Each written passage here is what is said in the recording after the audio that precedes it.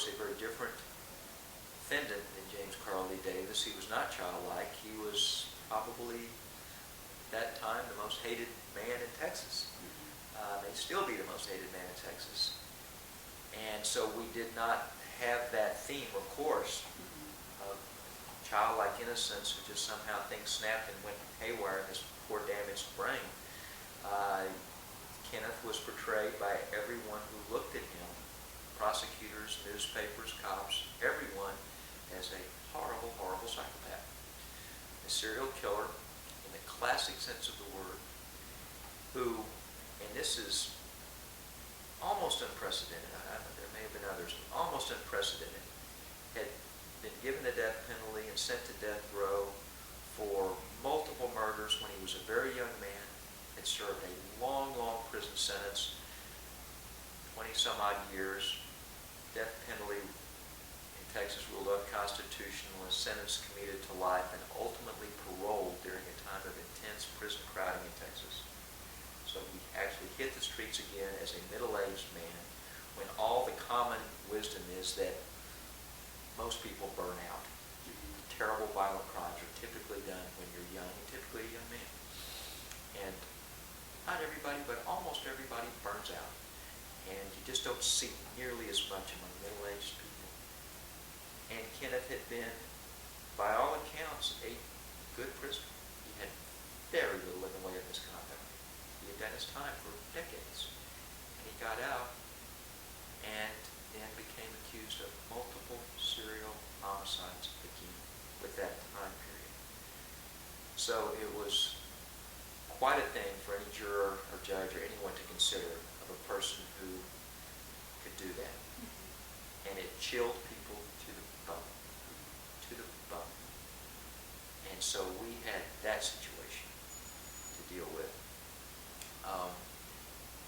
which we knew from the beginning would be replayed most likely in its entirety, because if you were found guilty of capital murder in our case, and we went on to the sentencing phase where everything comes into evidence, as I said before, all the good stuff, but all the bad stuff too. So we knew that his past would all be brought up in front of this same jury, and they would get to hear, having just heard about a brutal, brutal murder in our case, they would then hear about multiple brutal murders 20, 30 years ago when he was a much younger man. And so we knew going in this was going to be a hell of a ride. And it was. Why did he do it?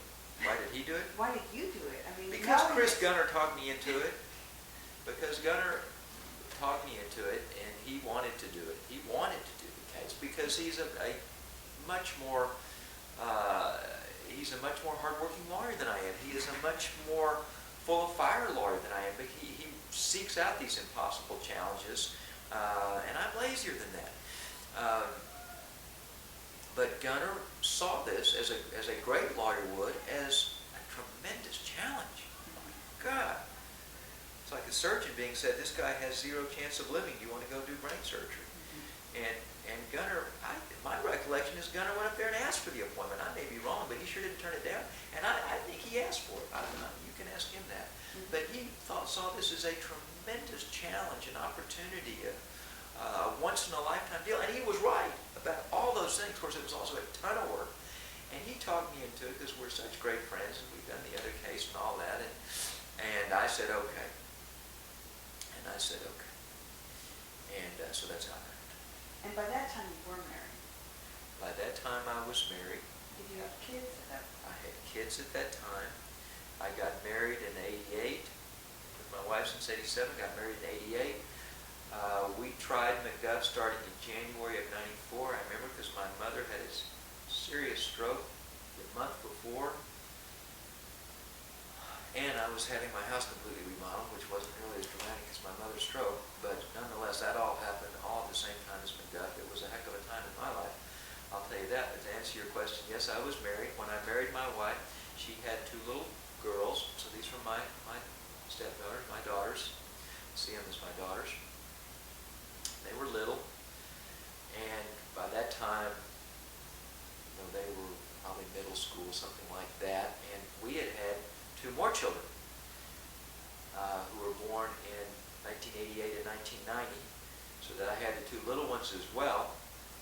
And my baby girl Gina, who was born in 90, as you can see, when we were doing McDuff, she was 4 years old and turned 5 yet. And I can remember also, she was hearing all this stuff in the family about Daddy's defending this guy, McDuff, and all the terrible things about McDuff that she couldn't read the newspaper or probably understand the news, but she could hear what her siblings were saying and that kind of thing. And I can remember putting her to bed one night, because I was in charge of putting the kids to bed, and I'd read the stories and all that. And I remember putting her and my son to bed, little ones, one night, and she had this kind of funny look on her face, and she said, "Daddy, does McDuff kill little girls?" And I said, "No, just big people kill little girls," and had to reassure her for a while. She was even starting to get some of the outflow from all that mess. And then with Kenneth, we had a change of venue. So we had all of this normal stuff that you have in a capital murder case, multiplied, let me first say, in Kenneth's case, because there were so many other murders involved. And what I mean by that is Kenneth was also suspected in several other murders at the same time as ours since he got out of prison, including one where he had just recently been convicted by a jury out of Waco. They had to change a venue too. They tried it in Houston, I can't remember. But the murder occurred up in McLennan County outside of Waco. And he had recently gotten the death penalty on that. Well, that was going to come into evidence as well. And he was suspected in other cases, and we weren't sure how many of those the DA was going to try to prove up, either in their case in chief of guilt and innocence, or if they got to punishment, which they probably were going to, and they did, at the punishment case, to prove all the bad stuff about Kenneth. So we were having to basically prepare things about many, many cases, including ours. So we had that multiplier in Kenneth's case, which made it very, very difficult. And then we felt compelled to ask for a change of venue, because the publicity against Kenneth was so horrible and so pervasive here in Austin. The young lady he was accused of killing was well-loved, nice young person named Colleen Reed, a lot of friends, a lot of family, who didn't know Kenneth. It was a stranger-on-stranger crime. It riveted the community that he was accused of snatching her from a car wash down here on 5th Street and taking her off and killing her. And it just gave nightmares to everybody. And of course, having allegedly been committed, according to the jury, committed by this killer, this serial killer, who'd been paroled after multiple murders, and the whole angle of the parole system being corrupt and terrible and awful for having done this, incompetent. Kenneth ruined parole for everybody else in prison, probably through this day. Nobody ever wants to give parole to somebody like that again, and they probably won't in our lifetime. But there was all that publicity, so many angles on the case. Kenneth, Colleen Reed's sister, was an extremely vocal victims' rights person, and because of this, of course, it changed her life, and she was in the paper all the time, and it was just, publicity was just overwhelming. The problem being, of course, that the publicity was statewide, and it was, if it were moved, it had to be moved somewhere in Texas. We couldn't really escape all this. Nonetheless, it was so strong in Austin, Travis County, that we felt like we wouldn't even be doing our job if we didn't ask for a change of venue. Well, a change of venue is seldom requested for a lot of reasons. It doesn't succeed very often. And moreover, Travis County is known as a very educated place, a relatively liberal place. It's probably one of the best places to try a death penalty case in Texas. There's probably a lot more potential jurors who are skeptical of the death penalty, et cetera, et cetera, et cetera. And so it was even an oddball thing to be asking to leave Travis County. It just had almost never been done. Frank Smith, years and years and years ago, was going to have a change of venue. But we felt the duty to mount it, and it's a trial within itself. In a topsy-turvy world where we as the defendants have to prove that the prejudice against the client is so overwhelming and so pervasive that basically he can't get a fair trial. And that's a very shorthand way of putting it, but that's basically the issue. So what we're doing is calling all these people from all walks of life, many of them very prominent citizens, who are testifying to the intense hatred and prejudice and ill feeling of our client. So we're out there proving how villainous our own client is. It is just total reverse, and the state who's trying to kill him is in there trying to prove that, oh, it's not that bad, and people don't know that much about it, and the publicity's not that strong against him, and sure, he can get a fair trial. And we called former district judges, we called community leaders, we called businessmen, we called everybody you could think of who testified that I hate him, everybody I know hates him, everything I've read about him is despicable. Can I be on the jury and give him the death penalty? I mean, it was overwhelming.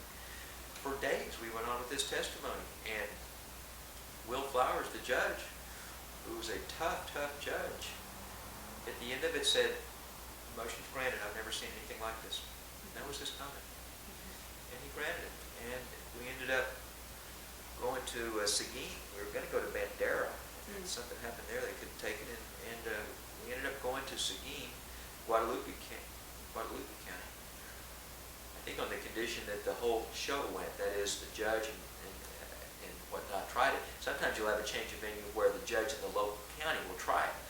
Or you can have the judge from the case go down there and do it. As I recall, those judges down there probably told Judge Flowers, okay, but we'll give you our courthouse, but you got to come try it. I don't know. Judge Flowers may have wanted to try it. I don't know. He was very serious about this case, as you might imagine. But Seguin's not that far. it's not that far physically, but we were going to be in a 6-week trial. So we had to go down there, find a place to live. The prosecutors had to find a place to live. We couldn't commute back and forth every day. There wasn't time to do that. We had to find a place to live. We had to set up shop in our we stayed in a little bed and breakfast. Actually a very nice place, but not well suited to a war room, really. I mean, we were there literally with our boxes in the, little bedrooms and stuff. But move our life down there for those 6 weeks, quite a bit of preparation ahead of time and whatnot. And boy, talk about disruptive. I don't think Chris or I took in a new client for a couple of 3 months. I mean, it devastating to